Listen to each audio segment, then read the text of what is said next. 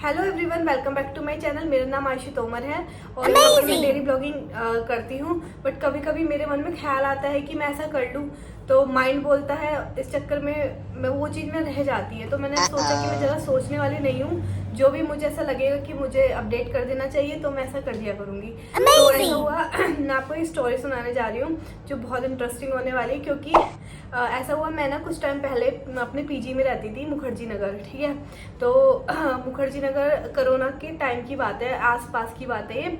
तो हम बहुत सारी गर्ल्स एक पीजी में रहा करती थी। कम से कम उस पीजी में 10 से 12 गर्ल्स एक फ्लोर पे रहती थी। सबके हर रूम में दो दो लड़कियां रहती थी, दो लड़कियां। तो काफ़ी इंटरेस्टिंग स्टोरी है, तो इसलिए मैं आपको बता रही हूँ भूत की कहानी, जो उस टाइम हम लोगों को बहुत ज़्यादा हॉरिफाई कर दिया था। और ये स्टोरी काफ़ी लोगों ने अपने मतलब काफ़ी जगह पर मैंने सुनी हुई है, यूट्यूब पे भी। तो एनी हाउ मुझे ऐसा लगता है सच बात होगी, तभी इतने लोगों ने अपडेट भी किया है। तो ये तो मेरे खुद के सामने की मतलब बात है, तो इसलिए मैं आपको बता रही हूँ। हुआ ये था, सो गाइज मेरे पीजी के जो साइड में वो पीजी था उसकी बात है, ठीक है। तो वहाँ पर जो मेरा पीजी था उसमें तो एक रूम में 2 लड़कियाँ रहती थी, बट उनके पीजी में एक रूम में एक ही लड़कियाँ रहा करती थी, ठीक है। तो जिसकी मैं कहानी बता रही हूँ 3rd फ्लोर की बात है, ठीक है। तो ऐसा हुआ, 4 लड़कियाँ थी, बहुत अच्छी फ्रेंड थी। तो वो लोग प्रिपरेशन कर रहे थे, मे बी सीजीएल की ही कर रहे थे। तो उनमें जो लड़की पजेस हुई थी उसका नाम है निशा, ठीक है। तो निशा की स्टोरी है। तो निशा थी, उसकी एक फ्रेंड थी राधा, मुझे एग्जैक्ट लड़की का उसका दूसरी लड़की का नाम याद नहीं है, उसको राधा ले लेते हैं। तो वो काफ़ी अच्छी फ्रेंड थी, एक साथ आना जाना था, सब कुछ था। तो जैसे जब निशा स्टार्टिंग में आई थी ना, तो निशा की मम्मी थोड़ी ज़्यादा मतलब अपने बच्चों को लेके ज़्यादा ही मतलब सिक्योर की, मेरे बच्चे ठीक से रहे थे, दूर रह रही है मेरे से। तो निशा की मम्मी ने राधा से बोला कि बेटा कुछ टाइम के लिए ना इसके साथ सोया करना, क्योंकि ये इसको नींद नहीं आती अकेले। पहली बार है ऐसा है कि हम अपनी बेटी को इतनी दूर अपने से दूर छोड़ रहे हैं। तो वो भी राजी हो गई। तो राधा निशा एक साथ सोया करते थे, ठीक है। तो वो लोग ना, जो राधा थी ना, वो थोड़ी मतलब वो थी कि उसको ना टीज करना और डराना लोगों को बहुत पसंद था। तो वो क्या करती थी, निशा राधा रात को जब सब लोग सो जाते थे ना, सबकी खटखट करके ना छुप जल्दी से अपने रूम में आ जाते थे। और कभी कभी वो जो पायल की छन छन की आवाज़ अपने मोबाइल में चला देते थे और चुपके से अपने रूम में आ जाते थे। और सुबह बोलते थे तुम्हें कैसी आवाज़ सुनाई दी? दूसरी लड़कियाँ बोलती थी हाँ यार। तो कहते थे यार इस फ्लोर पे पक्का कोई भूत है। तो वो उसने सबको भूत भूत कर दिया, सब लोग डरते थे। तो ऐसे हुआ, वो दोनों साथ सोने लगे। तो धीरे धीरे जो निशा है ना, वो कंफर्ट होने लगी, वो उसको अच्छा लगने लगा अकेले रहना, कि चलो मैं अकेले ही रहूँगी। तो अब तो राधा अपने रूम में चले जा, ठीक है। तो राधा ना अपने रूम में आ गई वापस, और निशा अपने रूम में, ठीक है। तो वो अब अलग अलग सोने लगे। पर जो राधा का रूम था ना, वो मतलब अच्छा नहीं था। उसकी जो साइड में ना एसी लग रही थी ना, तो एसी की गर्म हवा फेंकता था दूसरा पीजी का। तो उसने कहा यार मेरा रूम अच्छा नहीं है, मैं कहीं और शिफ्ट होना चाहती हूँ। तो उसने कहा कि जैसे उनके फ्लोर में ना एक साइड में एक रूम था, उसमें कोई नहीं रहता था। और वो रूम मतलब बना बनाया था, मतलब उसमें ना कोई मतलब ना पेंट हो रहा था उस रूम में, मतलब ऐसा था टूटा फूटा सा। इतना अच्छा रूम नहीं था कि यार मैं कहाँ जाऊँ, और अभी एकदम से रूम मिलेंगे नहीं, और तुम लोगों से इतनी अच्छी बॉन्डिंग हो गई है, तो मेरा मन है मैं इसी पीजी में रहूँ और कहीं आसपास नहीं जाना चाहती मैं। तो उसने कहा चलो यार चल जाएगा, पेंट वेंट ही तो नहीं हो रहा, मैं इस वाले रूम में रह लेती हूँ। तो राधा ना उस वाले रूम में शिफ्ट हो गई। जब पता है वो राधा जैसे उस रूम में शिफ्ट हुई ना, तो वो जो अंदर रहती थी तो बहुत ज़्यादा ठंड थी उस रूम में। तो ऐसा होता है ना, जिस रूम में पेंट नहीं होता, सीमेंट होता है, तो हमें लगता है बहुत ठंडा रूम है यार वो, है ना। तो ऐसे उसके साथ हो रहा था। तो जैसे बाकी सब में एसी लग रही थी सब रूम में, उसके रूम में एसी की भी जरूरत नहीं थी, इतना ठंडा रूम। जब बाहर आओ तो बाहर से 10 डिग्री उसका टेम्परेचर कम हुआ करता था। तो सब लोग यही कंसीडर करते थे, हम लोग भी देखते हैं क्या सीमेंट का बन रहा होगा और इसमें पेंट वेंट नहीं हो रहा, इस वजह से ठंडा रहता है। तो उसने भी यही सोचा कोई दिक्कत नहीं है, मुझे तो एसी के भी पैसे नहीं देने पड़ेंगे, मेरा बिजली का बिल भी बच ही जाएगा, तो मैं इसी रूम में रह लेती हूँ, ठीक है। तो वो उस रूम में शिफ्ट हो गई। अब यहाँ से शुरू होती है भयंकर कहानी, ठीक है। अब क्या हुआ, जैसे जब वो रूम में सोती थी ना रात को, तो अब निशा और राधा अलग अलग सोने लगी। जब राधा ने सोना शुरू करा उस रूम में, तो जब वे गद्दे में सोती थी ना, तो जैसे गद्दे पे ऐसे रख के सोती थी ना, उसको यहाँ से ना नीचे से लगता है गद्दे से कोई बोल रहा हो, ऐसे करके।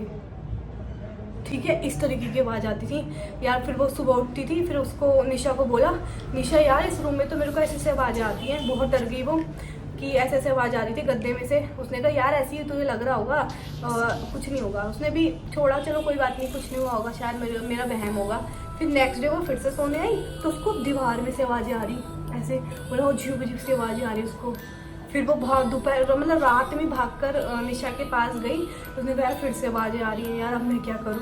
तो निशा ने बोला तू रुक, एक काम कर, 2 ही दिन हुए थे उसको उस रूम में शिफ्ट हुए, एक काम कर तू ना मेरे रूम में सो, मैं तेरे रूम में सोती हूँ, और फिर मैं बताऊँगी कि कितनी आवाज़ आती है। तेरा ना खुद का बहम है और तू मुझे डराती है। मैं तेरा जानती हूँ तेरा नेचर कैसा है। तू जैसे सबको डरा रही है ना, ऐसे तू मुझे डरा रही है। बेटा मैं तुझसे नहीं डरने वाली, और तू कुछ भी कर ले। तो ना वो निशा जो है राधा के रूम में सो गई कि आज मैं अकेले तेरे रूम में सो के देखूंगी, देख तू क्या करेगी तू। उसने कहा चल ठीक है भाई, सो के देख ले, मुझे तो सच में आवाज़ आ रही है। जब निशा रात को सोने गई भाई, उसके साथ जब वो ऐसे सो रही थी ना, तो उसमें से जो उसका गद्दा है उसमें से सेम आवाज़, ठीक है, ऐसे सो रही है, नीचे से सेम आवाज़ आ रही है। ओ उसकी तो फट गई, मतलब मैं वर्ड यूज़ कर रही हूँ, बट बहुत डरावनी चीज़ थी। और पता है ऐसे नहीं होता जब सपने में पैरालाइज से हो जाते हैं, हम ना उठ पा रहे हैं ना भाग पा रहे हैं, तो बेचारी ना वो भाग पा रही ना कुछ कर पा रही, वहीं की वहीं बैठी रह गई। ठीक है, मतलब उससे उठाया नहीं जा रहा। वो ऐसा हो गया था कि वो मतलब सपने में दब गई हो, वो बहुत कोशिश कर रही है उठने की, उठ नहीं पा रही। फिर भैया नेक्स्ट डे वो उठी, उसने कहा यार तू सच कह रही थी, इस रूम में सच में आवाज़ें आ रही हैं। अब होता है हॉरर शुरू। उसने कहा यार अब क्या करा जाए। तो उन्होंने अपनी एक फ्रेंड से बात करी। उन्होंने कहा तुम लोगों का नेचर है, तुम डरा रहे हो, है ना। उन्होंने कहा नहीं नहीं ऐसा कुछ नहीं है। तो उसने लड़की ने कहा एक काम करो, तुम हनुमान चालीसा डेली पढ़ो, हनुमान चालीसा अपने उस रूम में रख लो। तो उसने कहा ठीक है। तो अब निशा अपने रूम में शिफ्ट हो गई, राधा वापस अपने रूम में। तो वो डेली हनुमान चालीसा पढ़ने लगी। कुछ दिन तो सही चलता रहा। हनुमान चालीसा पढ़ने के बाद सब कुछ सही रहा, कोई दिक्कत नहीं आई। एक दिन राधा उस रूम में फिर से सो रही थी, तो हनुमान चालीसा वो गद्दे के नीचे अपने तकिए के नीचे रखकर सोती थी। हनुमान चालीसा नीचे गिर गई, ठीक है, और ऐसा लगा किसी ने सच में गिराई, क्योंकि तकिए के नीचे रखी थी, वो कैसे गिर गई। तो ये होना शुरू हो गया। जब वो पूजा करती थी तो उसका चिराग बुझ जाता था, वो कितनी बार भी जलाए, है ना। तो वो भी बहुत परेशान हो गया, हो क्या रहा है, हो क्या रहा है। फिर ऐसा हुआ कुछ दिनों के बाद उसका रूम थोड़ा थोड़ा हनुमान चालीसा पढ़ते रही। जो राधा थी उसका रूम तो सही होने लगा। अब निशा के रूम में ये होने लगा उल्टा। निशा के रूम में पेंट हो रहा था, वहाँ पे सीमेंट का कोई प्रॉब्लम नहीं था, सब कुछ सही था। अब निशा के रूम में इतना ज़्यादा ठंडा होने लगा, निशा के साथ निशा के रूम में वो आवाज़ आने लगी। अब राधा के रूम में तो नॉर्मल हो गया, पर निशा के रूम में ऐसा होने लगा। तो अब निशा से बोला गया तू भी हनुमान चालीसा पढ़ना शुरू कर, बट निशा का मेरे को ज़रूरत नहीं है। अब निशा का नेचर ही चेंज होने लगा। क्या हुआ, अब वो ना कॉलेज ना ही मतलब सॉरी वो जो अपनी कोचिंग कर रही थी, ना ही वो कोचिंग जाती थी और ना ही वो कुछ करती थी, मतलब सिर्फ रूम में रहती थी। ना ही राधा उसकी बेस्ट फ्रेंड बन गई थी, ना ही वो राधा से बोलती थी। पूरे दिन अपना रूम ना बंद रखती थी, पूरे टाइम अपना रूम। और उसके रूम में ना इतनी सी भी लाइट नहीं होती थी। अगर हल्की सी लाइट आ रही है ना तो उसमें वो ना कपड़ा घुसा देती थी, अंधेरे में रहती थी। या 3-4 दिन हो गए, सब लोग परेशान। ना ही वो अपनी मम्मी पापा का फ़ोन उठा रही थी। तो निशा की मम्मी तो वैसे ही अपने बच्चों को लेकर इतना ज़्यादा थी, अरे मेरी लड़की कैसे फ़ोन नहीं उठा रही। तो उन्होंने राधा को कॉल करा, तो राधा ने बोला पता नहीं इसको आंटी क्या ही हो गया है और ये बंद रहती है। तो उन्होंने कहा एक काम करो, तो उसका गेट खुलवा। तो उन्होंने गेट खुलवाया ना, निशा इतनी भयंकर लग रही थी।